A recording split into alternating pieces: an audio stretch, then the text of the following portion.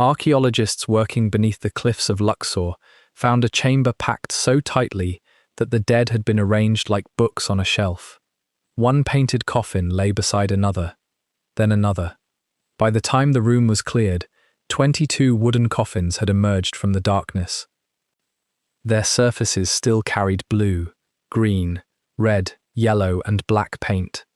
Inside were mummified bodies belonging mostly to people who had served one of the most powerful gods in ancient Egypt. But the most mysterious objects were not inside the coffins. Nearby, archaeologists found a large pottery vessel containing 8 papyrus scrolls. Some still carried their original clay seals. For roughly 3,000 years, no one had opened them. No one had read the words inside. The chamber had preserved the bodies of the dead, the titles they carried in life, and messages that may have been intended to guide them through eternity. The discovery was made on the west bank of the Nile, inside the Theban necropolis, near modern Luxor. This was the city ancient Egyptians called Waset, and the Greeks later called Thebes. Across the river stood the great temples of Karnak and Luxor. On the western bank, where the sun disappeared every evening, Egyptians buried their dead beneath cliffs and desert hills. The new chamber was found in the courtyard of a much older tomb known today as TT38. That tomb originally belonged to Djeser, an official who served during Egypt's 18th dynasty. He was a scribe and counter of grain in the temple economy of Amun. Centuries after his burial, other Egyptians returned to the same place. They cut a new chamber into the limestone and filled it with another generation of dead. If discoveries that bring forgotten people back from beneath the earth are why you are here, subscribe and turn on notifications. Because the 22 coffins did not belong to pharaohs. They belonged mainly to the people who gave a god his voice. The coffins date to Egypt's third intermediate period, roughly between 1077 and 664 BC. This was long after the age of Tutankhamun and Ramesses the Great. The new kingdom had ended.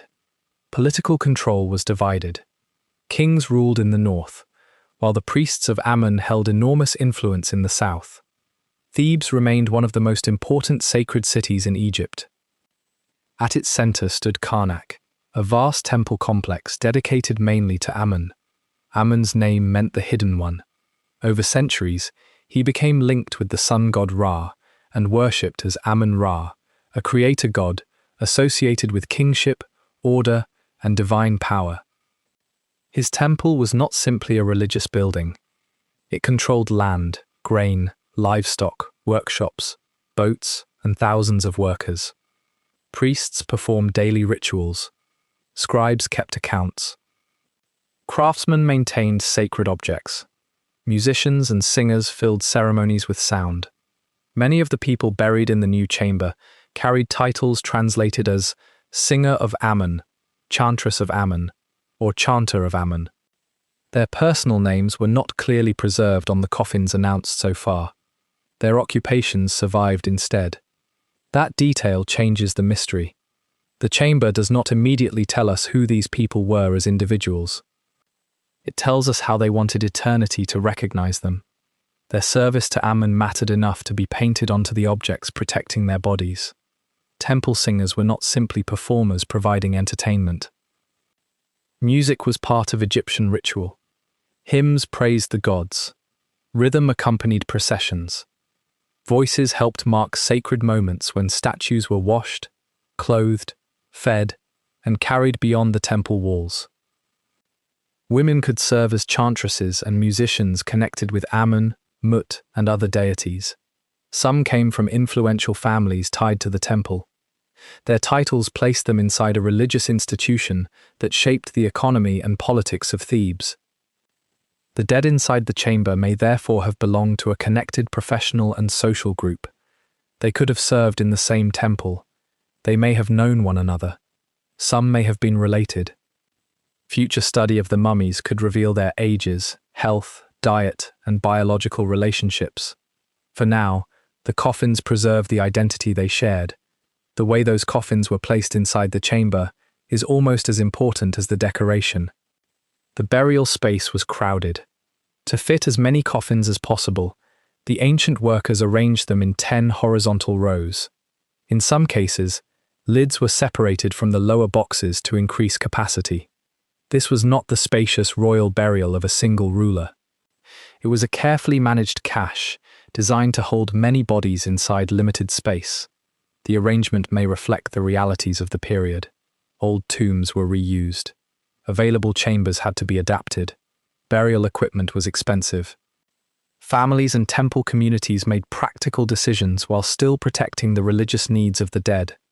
The 22 coffins were carved from wood, coated with plaster, and painted with dense religious imagery. Human-shaped lids transformed each coffin into an idealized body. Large eyes faced outward. Wigs, collars, divine figures, protective symbols, and lines of hieroglyphs covered the surfaces. In Egyptian belief, the coffin did more than contain a corpse. It created a protected world around it. The decoration identified the deceased with gods who had overcome death. Images of wings could surround the body. The goddess Nut could stretch across the chest. Osiris represented rebirth in the underworld. The 4 sons of Horus protected the organs and the integrity of the burial. Spells and offerings helped ensure that the dead could breathe, move, eat, speak, and recognize their own identity after death. The colors that made those images visible have survived for about 3 millennia. But survival underground does not mean the coffins are strong. When archaeologists entered the chamber, parts of the wood were badly deteriorated. Fibers had weakened. Painted plaster had separated from the surface. Dust and mineral deposits hid some of the original color. Conservators had to act immediately. They strengthened fragile wood, stabilized loose painted layers, and cleaned the surfaces without removing the ancient pigment beneath. Every movement created risk. A coffin can look complete, while the wood inside has become soft and unstable. The same problem applies to the mummies. Linen can survive for thousands of years and then begin changing rapidly when exposed to new air, humidity, light, and microorganisms. Opening the chamber was only the first stage. Preserving what came out may take far longer. Then there were the papyri. A large pottery vessel held 8 scrolls of different sizes. Some remained closed with clay seals still attached. The discovery is rare because papyrus is fragile. It can be destroyed by water, insects, fire, careless handling, or changes in humidity. The dry environment of the Theban hills gave these scrolls a chance to survive. Their seals suggest that at least some had remained closed, since they were placed inside the vessel. But that does not mean archaeologists can simply break the clay and unroll them. A 3,000-year-old papyrus may be brittle enough to crack into fragments at the first movement. The fibers can stick together. Ink can lift from the surface. A folded edge can split before a single line is read. Conservators must first examine the material, control its environment, and decide whether physical opening is safe.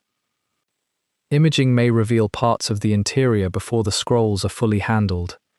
Only after stabilization can specialists begin reading and translating the texts. What do the scrolls say? That remains the central unanswered question. Reports describe them as valuable papyri connected with the funerary cache. Some may contain religious texts, prayers, spells, or scenes associated with the journey after death. They could preserve versions of material, often grouped under the modern name Book of the Dead. But until conservation and translation are complete, no responsible account can claim the exact contents of every scroll. They may not all contain the same kind of text. One could have been prepared for a particular burial. Another might preserve a different ritual composition. A name written inside could identify someone whose coffin now preserves only a title. The sealed papyri may eventually return individual voices to a chamber currently known through occupations. That possibility is what makes them so important. A coffin tells us how the dead were presented. A mummy preserves the body. A papyrus can preserve words selected for one person at one moment in history. Those words may describe dangers in the underworld. They may call upon gods by name. They may provide instructions for gates, guardians, transformations, and judgment. Or they may reveal details that no one expects. The chamber belongs to a period when Egypt was politically divided, but religious creativity remained intense. The rulers of the 21st, 22nd, 23rd, 24th, and 25th dynasties competed for authority. Libyan-descended families rose to power. Nubian kings later moved north from Kush. At Thebes, the office of God's wife of Amun became extremely influential. The temple maintained its own hierarchy and traditions, even as dynasties changed. For the singers buried here, service to Amun may have provided stability inside an unstable world. Human rulers could rise and disappear. The hidden god remained. This is also where the dramatic version of the discovery needs to slow down. The coffins were found in a hidden chamber, but there is no evidence of a supernatural curse. The papyri are sealed, but no one knows whether they contain forbidden knowledge or a shocking lost history. The bodies are mummified, but they are not necessarily members of one royal family. And the fact that 22 coffins were crowded together does not prove the people died at the same time. The chamber may have been filled across years or generations. What archaeology can establish comes from careful study. Wood can be dated and identified. Pigments can reveal workshop methods. CT scans can examine bodies without removing wrappings. DNA may test biological relationships if preservation allows it. Inscriptions can connect titles, gods, and burial traditions. The papyri may reveal names and texts after conservation. Each result will narrow the possibilities. None should be invented before the evidence is ready. Even without exaggeration, the discovery is remarkable. A tomb created for an 18th dynasty grain official was reused centuries later by people connected to Amun's temple. Inside the new chamber, 22 painted coffins were arranged in 10 rows. Mummies survived within them, colours remained visible, and 8 papyrus scrolls waited inside a pottery vessel, some with the clay seals still in place. The chamber links 2 different periods of Egyptian history inside one piece of rock. Djeser lived when New Kingdom pharaohs ruled a powerful empire. The singers were buried after that empire had fractured.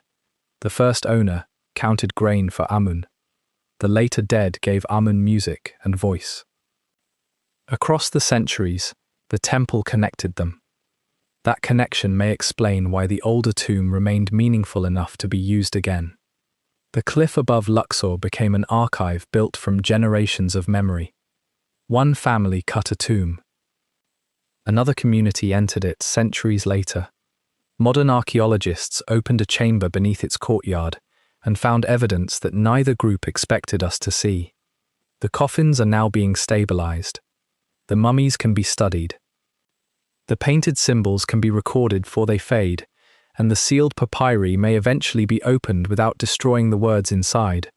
When that happens, the most important discovery may not be a spell or a treasure. It may be a name. A person known today only as a singer could speak again through a line written 3,000 years ago. Until then, the chamber remains suspended between silence and sound.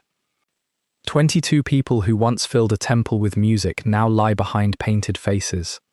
Beside them, 8 scrolls remain closed. The singers have been found. Their final words are still waiting. The next investigation is waiting on screen now.